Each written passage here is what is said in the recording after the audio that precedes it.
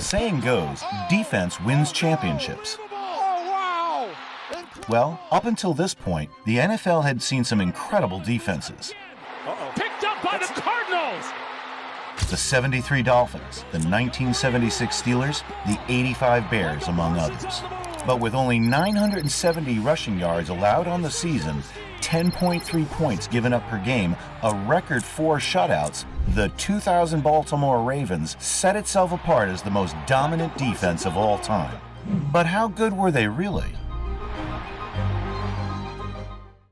At a time when the greatest show on turf was lighting it up in St. Louis, the 2000 Ravens suffocated their opponents in a way that hadn't been seen before. Led by Ray Lewis and Rod Woodson, the defense took the bend-don't-break to a whole new level. They simply didn't bend at all. They allowed just 5 rushing touchdowns all season. And the scary thing? They were perhaps even better against the pass. But in a sport where offensive fireworks draw the headlines, just how good was this purple and black wrecking crew? To answer that, we need to go back to the birth of the franchise and a draft for the ages. The Browns are indeed moving to Baltimore, the city which lost its NFL team in the dead of night more than 11 years ago. The Baltimore Ravens story begins in 1996, rising from the controversial relocation of the Cleveland Browns. The city of Baltimore were thirsting for a new football team. Enticed by Baltimore's available funds for a first-class stadium and a promised yearly operating subsidy of $25 million, Cleveland Browns owner Art Modell announced on November 6, 1995, his intention to relocate the team from Cleveland to Baltimore the following year. While the move left Cleveland fans heartbroken, football had returned to Baltimore, setting the stage for one of the most impressive defensive runs in NFL history. The Ravens' inaugural draft of 1996 was one of the most impressive in league history. How do you lay the foundation for a new franchise? How about 2 Hall of Famers in one round? Jonathan Ogden, a towering offensive tackle selected 4th overall, would anchor their line for years to come. But it was their 26th pick, a fiery linebacker from the University of Miami named Ray Lewis, who would become the heartbeat of the franchise and the catalyst for defensive greatness. When I stepped into a football field, a national football field, I said, I don't just want to be an average player. You know, one of the ones young kids growing up to me and say, I want to be like Ray Lewis. Despite this draft day success, the Ravens' early years were far from smooth sailing. In 1996, they ranked 28th in total defense, allowing 441 points over the season. The following year saw marginal improvements, but the Ravens remained far from the defensive powerhouse they would become.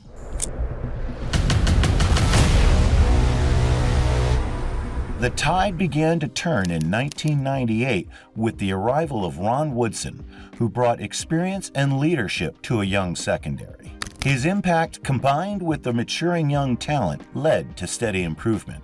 As new head coach Brian Billick, appointed in January 1999, he made his first crucial decision upon taking office: keep defensive coordinator Marvin Lewis on the staff. All the pieces were falling into place. Marvin Lewis's aggressive, swarming defense scheme had fully taken root, proving a perfect fit for the Ravens personnel.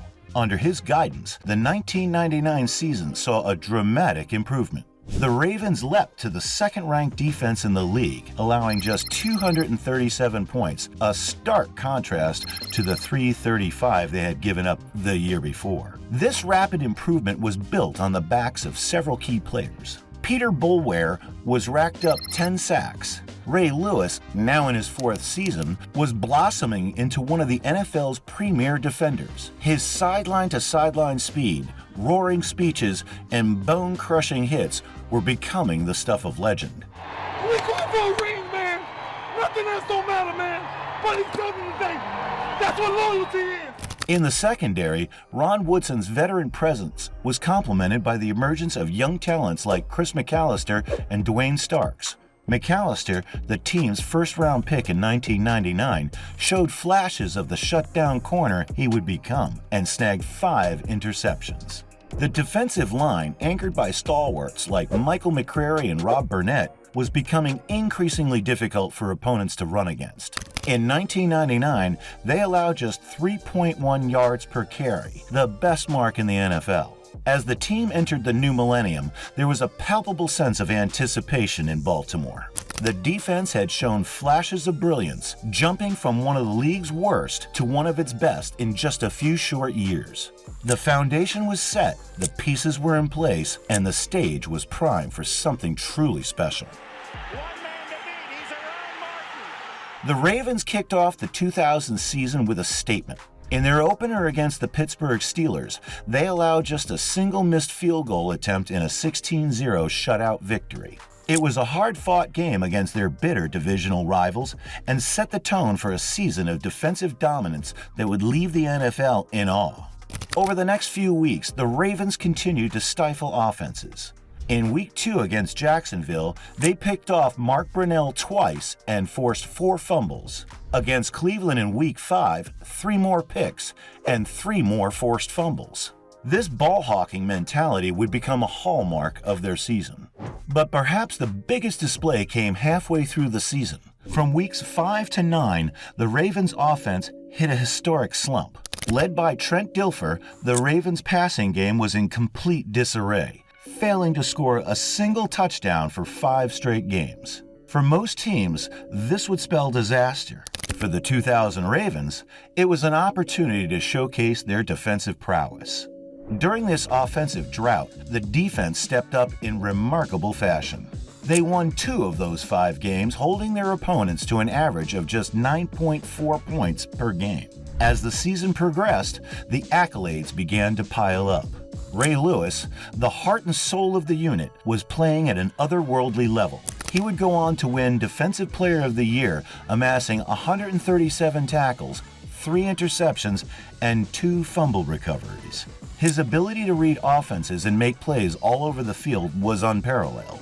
Eye contact was so crucial because I used to look at people. But this wasn't a one-man show. The defensive line, anchored by Sam Adams and Tony Siragusa, was virtually impenetrable. Their ability to stuff the run forced opponents into predictable passing situations, playing right into the hands of the Ravens' ball-hawking secondary. By season's end, they had a 12-4 record, securing a wild-card berth in the playoffs. First time in Ravens history. Somebody say playoffs? Playoffs. Their 4 losses had come by a combined 31 points. In 11 of their 16 games, they had held their opponent to 10 points or less. As impressive as the regular season was, questions remained. Could this defense maintain its high standard in the playoffs, where the competition would be stiffer? How would they fare against the high-powered offenses of playoff contenders? And how could they hope to go all the way when their quarterback was Trent Dilfer? As they prepared for their wild-card matchup against the Denver Broncos, the first playoff game in Ravens history, there was a sense that something special was brewing in Baltimore. The 2000 NFL playoffs set the stage for the Ravens defense to cement its place in history. Their path to glory would have to go through 4 of the best teams in the league. It was a gauntlet made out of the best that the NFL had to offer, a challenge that would have intimidated most. Head coach Brian Billick had famously banned players and coaches from saying the P word up until this moment. The lifting of the P word was fun. All in order to keep everyone's heads cool and focused at one game at a time. Why not? You're in it. You're in it. And why go if you don't want to take a run at it? Right? Against Denver, the Ravens defense set the tone early, stifling the Broncos and allowing just 3 points in a commanding 21-3 victory. Denver's quarterback duo of Gus Frerotte and Jarius Jackson were left shell-shocked, combining for a mere 178 passing yards and an interception. Next up were the Tennessee Titans in the division round. The Titans, led by Steve McNair, had the best record in the NFL at 13-3 and were playing at home. The Ravens' defense came through with another stellar performance, forcing 3 turnovers in a 24-10 win. McNair was held to just 176 yards passing with an interception. The most telling stat of the game? The Ravens' offense only had 3 drives longer than 6 yards, and they still won by 2 touchdowns. The AFC Championship game against the Oakland Raiders was more of the same. The Ravens intercepted Rich Gannon twice and limited the Raiders to just 3 points in the second half, securing a 16-3 victory and a trip to the Super Bowl. Gannon, who had thrown for over 3,400 yards in the regular season, was held to just 80 yards passing. Super Bowl 35 put the Ravens up against the New York Giants, and it was here that their defense saved its most emphatic performance for last. In the face of Ray Lewis and the Ravens D, the Giants' offense was utterly overwhelmed. Quarterback Kerry Collins threw 4 interceptions, including 1 return for a touchdown by Dwayne Starks. Collins finished the game with a passer rating of just 7.1, completing just 15 of his 39 pass attempts for 112 yards. The Giants' only score came on a kickoff return. Their offense was held scoreless for the entire game, effectively being outscored by the Ravens' defense. Ray Lewis was everywhere on the field, leading a defense that held the Giants to just 152 total yards of offense. The final score of 34-7 doesn't fully capture how thoroughly the Ravens' defense controlled the game. Ray Lewis was named Super Bowl MVP, a rarity for a defensive player, capping off one of the greatest individual seasons by a defender in NFL history. In 4 games against elite playoff competition, the Ravens allowed just 1 offensive touchdown and a total of 23 points. The quarterbacks they faced, Farrat, Jackson, McNair, Gannon, Hoying, and Collins, combined for a passer rating of 33.45. Not a single passing touchdown was scored against them in the entire postseason. The Ravens' defense had allowed an average of 5.75 points per game in the playoffs, an almost unbelievable figure considering the quality of their opponents. As the confetti fell in Tampa Bay and the Ravens hoisted the Lombardi Trophy, it was clear that they had put together one of the most impressive seasons in NFL history. They faced the best the NFL had to offer and had not just beaten them, but destroyed them. Again, you just shut down the Giants, forced 5 turnovers. Tell me, does this validate your defense maybe as the best in the history of the National Football League? I'm biased, but who cares? Someone tell me they're not. The 2000 Baltimore Ravens defense redefined excellence in the NFL. Their Super Bowl victory marked the pinnacle of a season that set new standards for defensive dominance. In that playoff run, the Ravens played 4 games against teams that each won at least 11 games, to which they allowed only 1 offensive touchdown. A mind-numbing stat so ridiculous it cements their place along the 1985 Bears and the 1976 Steel Curtain as the very best that the league has ever had to offer. You have to wonder, will we ever witness a defense this good ever again? Would a team in today's NFL win a Super Bowl with such a defensively skewed approach?